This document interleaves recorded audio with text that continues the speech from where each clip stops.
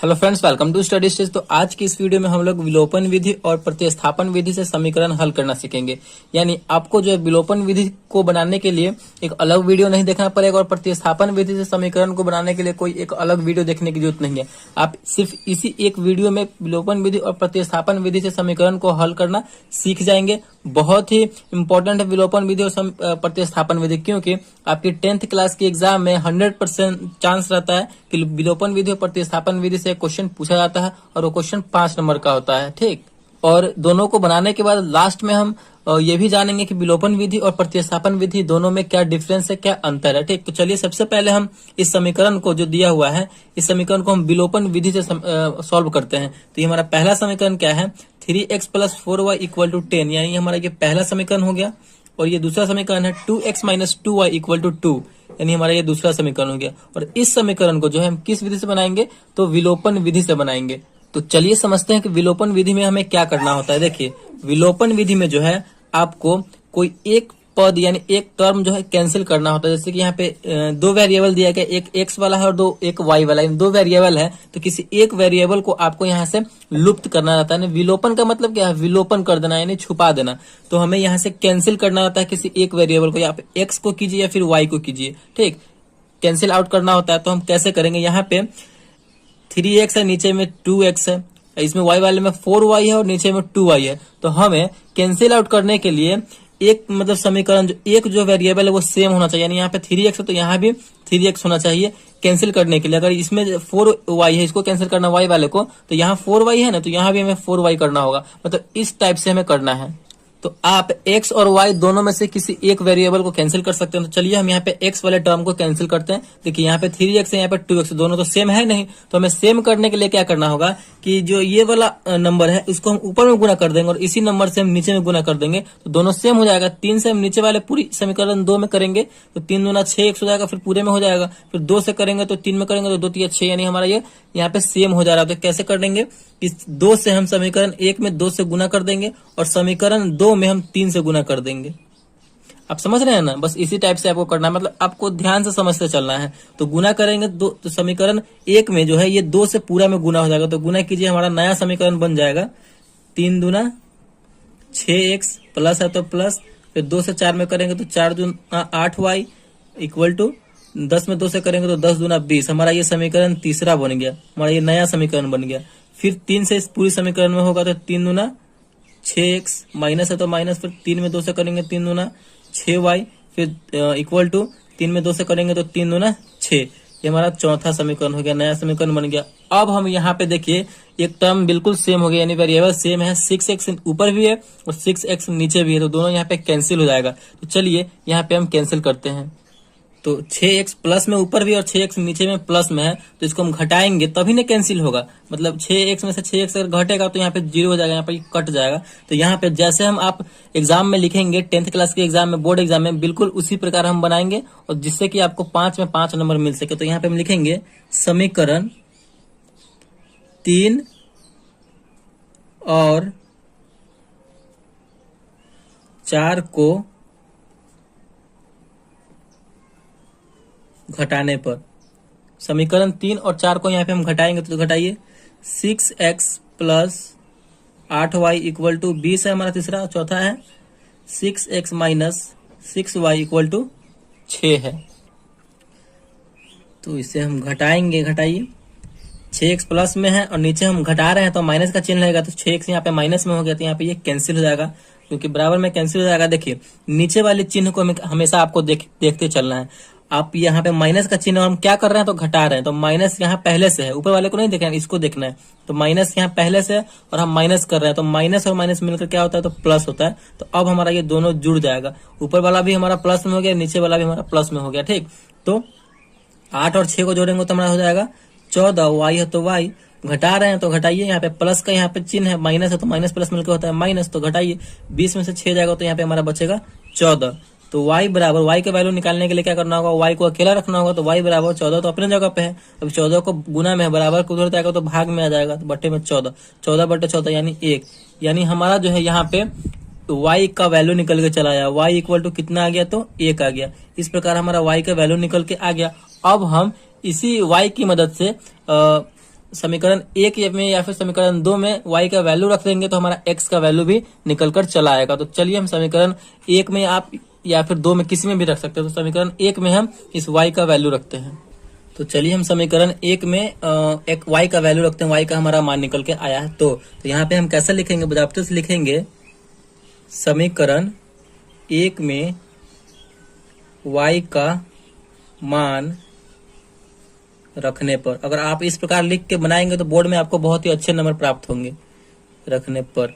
चलिए हमारा समीकरण 1 क्या है, 3x plus 4y equal to 10 है। तो हमें y का मान रखना है, यानी y के जगह पर 1 रखना है। तो यहाँ पे हो जाएगा 3x प्लस 4 और y के जगह पर 1 आया है तो 1 लिखेंगे बराबर 10। 3x प्लस 4 में 1 से गुना करेंगे तो 4 हो जाएगा बराबर 10। तो 3x बराबर क्या हो जाएगा, 4 प्लस में है, बराबर के उधर जाएगा तो माइनस में हो जाएगा। 10 तो अपने जगह पर है, ये ना उधर जा रहा है, तो प्लस है तो माइनस हो जाएगा, माइनस यहाँ पे 4 हो जाएगा। तो 3x बराबर क्या हो जाएगा, 10 में से 4 जाएगा तो बचेगा हमारा 6। तो x बराबर क्या हो जाएगा, 6 जगह पे है अपने। अब 3x को हम उधर भेज रहे हैं, यानी गुना में है, बराबर को हो जाएगा तो भाग में आ जाएगा, यानी 6/2। ये कटेगा तो कितनी बार में यहाँ पे, सॉरी 6/3 है, 3 है यहाँ पे, तो 3 आ जाएगा। तो 3 दूना 6 यानी 2, यानी हमारा फाइनली जो है x का मान आ गया 2, y का मान आ गया 1। तो विलोपन विधि से जो है फाइनली हमारा आंसर कितना आ चुका है, तो x बराबर 2 और y बराबर 1 हमारा फाइनल आंसर आ चुका है यहाँ पे।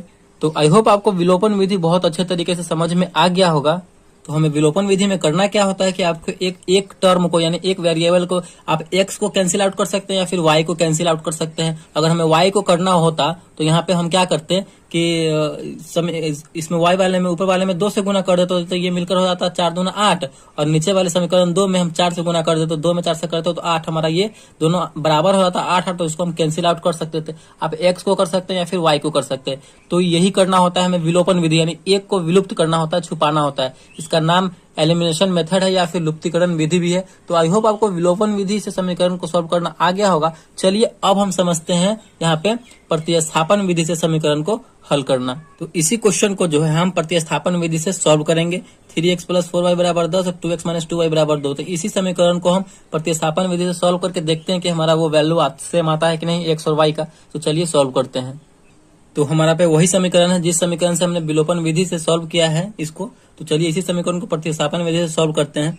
3x प्लस 4y बराबर 10 यानी समीकरण 1 हो गया। 2x माइनस 2y बराबर 2 यानी हमारा समीकरण 2 हो गया। तो विलोपन विधि में हमारा क्या था कि एक पद को हमें कैंसिल आउट करना होता था, यानी छुपाना होता था, ठीक। लेकिन प्रतिस्थापन विधि में वैसा नहीं है।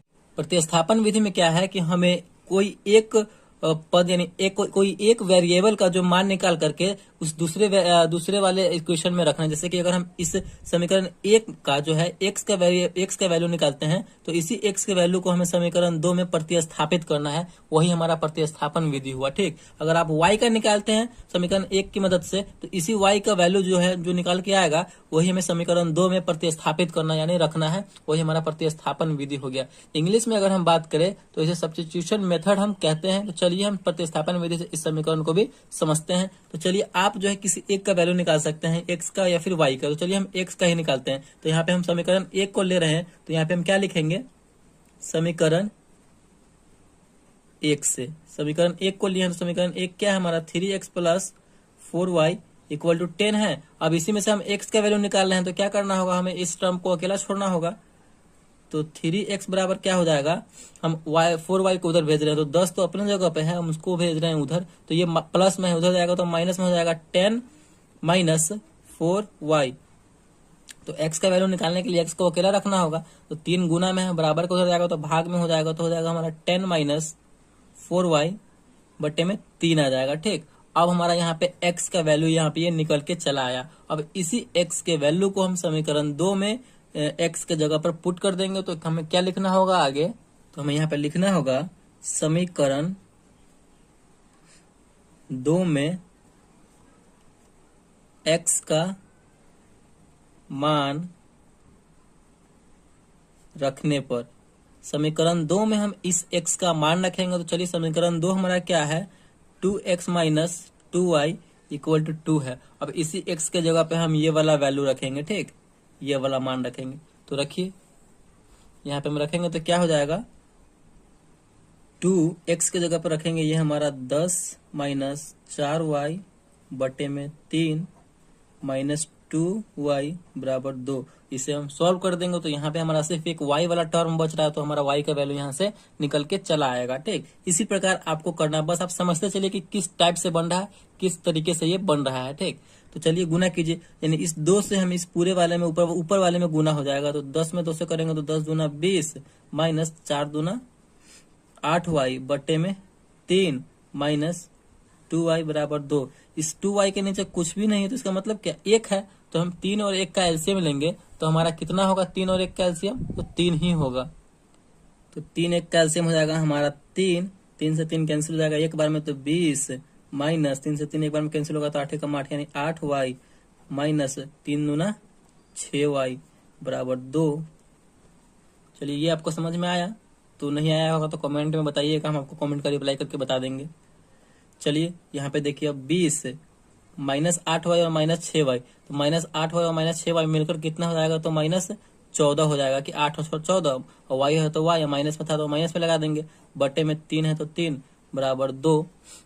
ठीक, उसके बाद क्या होगा, उसके बाद देखिए इस 3 को हम उधर भेज देंगे क्योंकि ये भाग में है, बराबर को उधर जाएगा तो गुना में हो जाएगा, तो 20 माइनस 14 y बराबर 2, और भाग में है बराबर को हो जाएगा तो गुना में, तो 3 गुना हो जाएगा 6। तो यहाँ पे हम y का वैल्यू अब आराम से निकाल लेंगे, तो माइनस 14 y बराबर इस संख्या वाले को संख्या वाले के साथ रखेंगे तो 20 इधर है, प्लस में है बराबर को हो जाएगा, तो माइनस में 6 अपने जगह पे है तो माइनस 20 हो जाएगा। तो यहाँ पे देखिए माइनस 14y बराबर क्या हो जाएगा, माइनस 14, क्योंकि 6 में से 20 घटे, कम में से ज्यादा घट रहा है तो यहाँ पे माइनस में आंसर आएगा। तो माइनस इधर भी है माइनस इधर भी है, बराबर के दोनों ओर माइनस है तो माइनस माइनस कैंसिल हो जाएगा। तो यहाँ से हमारा y का वैल्यू निकल के चला आएगा, y बराबर, y का वैल्यू निकालने के लिए मैं y को अकेला रखना होगा, तो 14y है तो y बराबर क्या हो जाएगा, 14 तो अपने जगह पर, इस 14 गुना में लगा हुआ है, बराबर के हो जाएगा तो भाग में हो जाएगा, 14 बटे 14 कितनी बार में कटेगा, 14 से भाग देंगे तो एक बार में कटेगा। तो यहाँ पे हमारा फाइनली जो है y का मान निकल के चला आया। तो y का मान जैसे ही निकल के आया है तो हम समीकरण 1 में 2 में या फिर किसी में भी रख देंगे तो हमारा x का मान भी निकल के चला आएगा। ठीक, तो यहीं पे आपको सॉल्यूशन उसका बना के दे रहे हैं। समीकरण 1 में यहाँ पे लिख सकते हैं आप, समीकरण 1 में y का मान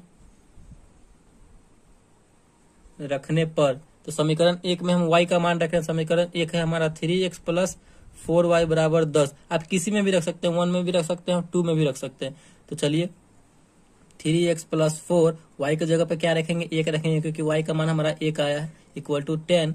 3x बराबर क्या हो जाएगा, देखिए 3x बराबर हम उसको देखिए इस संख्या में 4 में 1 से गुना करेंगे तो 4 हो जाएगा, तो ये संख्या वाला इधर है और संख्या वाला भी इधर, तो संख्या वाला को संख्या वाले के साथ रखेंगे, 4 उधर चला जाएगा तो 10, और माइनस में 4 हो जाएगा क्योंकि ये प्लस में है, बराबर को उधर जाएगा तो माइनस में। तो x बराबर क्या हो जाएगा, x का मान निकालने के लिए x को अकेला रखना होगा, तो 3 को हम उधर भेज देंगे, 10 में से 4 गया तो 6, और बट्टे में यहाँ पे भाग में चला जाएगा क्योंकि यहाँ पे जो है 3 गुना में लगा हुआ है, बराबर को उधर जाएगा तो भाग में हो जाएगा, तो 6 में 3 से भाग दे देंगे, तो यहाँ पे हमारा कट के आ जाएगा 6 बटे 3 यानी 2। फाइनली जो है हमारा x बराबर हो जाएगा 2 और y बराबर हो जाएगा 1, यानी हमारा यहाँ पे प्रतिस्थापन विधि से भी हमारा वही वैल्यू आया, x बराबर 2 और y बराबर 1, और विलोपन विधि से भी हमारा वही मान आया था, x बराबर 2 और y बराबर 1। तो इसी तरीके से हम विलोपन विधि और प्रतिस्थापन विधि को सॉल्व करते हैं। अब समझते हैं कि विलोपन विधि और प्रतिस्थापन विधि में अंतर क्या है।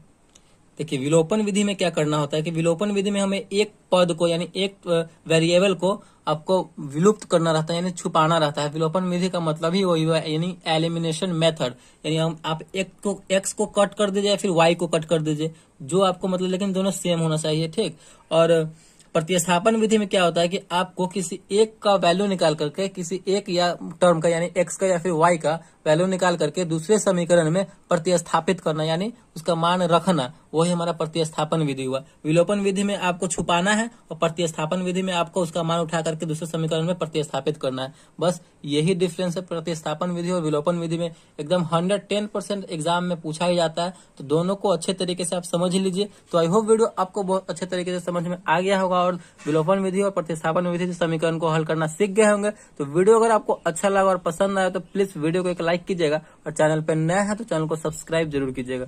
Thank you.